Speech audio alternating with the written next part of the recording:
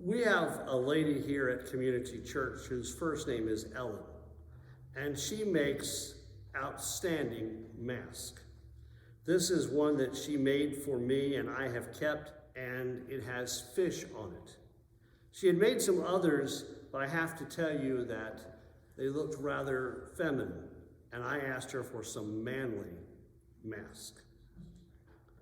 So I've got one with a dog on one side and horses on the other side, but my favorite one in addition to this is one with baseballs all over it.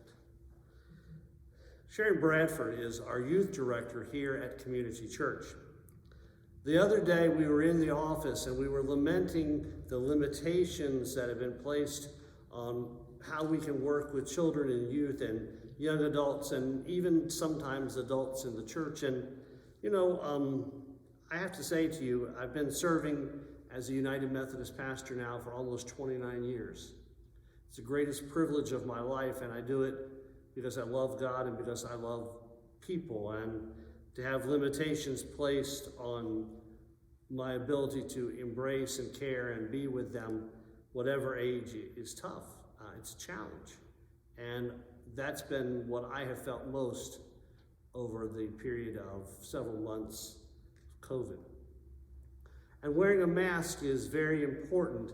And after the meeting, and we kind of were feeling sorry for ourselves, and we brought in the lady who leads and directs Little Lambs and all the changes that have happened for Little Lambs and an effort to be safe and care for the well-being of others. We kind of left maybe a little down in the mouth or disappointed or sad. And so Sharon sent both of us a comic. And it was just, I thought, outstanding. And the comic said, I want to be on the journey with Paul to the place named Damascus. That's a horrible joke. That's the best kind of all. One day, we will live in a very different world, aware of the past and all the problems, and I don't think we'll ever forget wearing masks.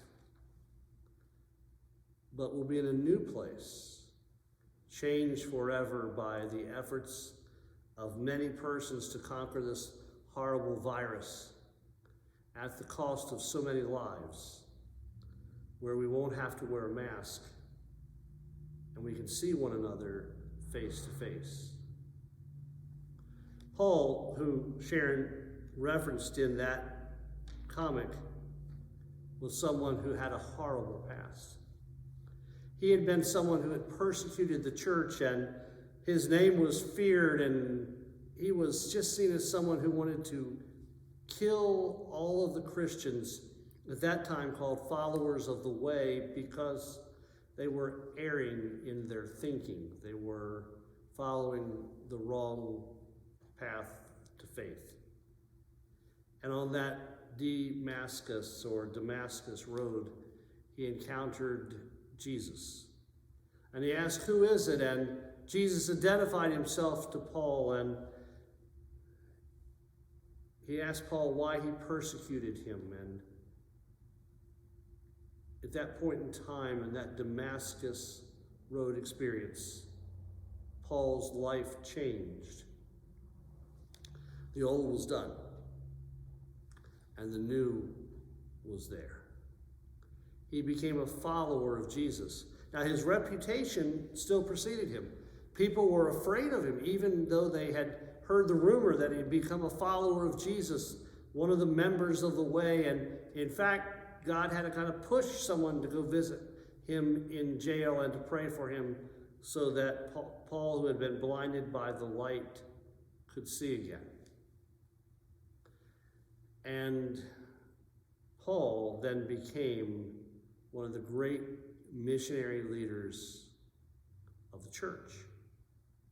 And the book of Acts and the letters of the New Testament tell of his exploits. So while I understand Sharon's point about demasking us, perhaps the greater experience that we can all have is to have our mask removed and to be able to stand before Christ with our face, our lives, changed and transformed by the grace of God. Friends, it might be that you come to watch this video simply by chance, which I believe can really be defined as God's good direction and wisdom. Or maybe at a time in your life when you're kind of thinking about stuff.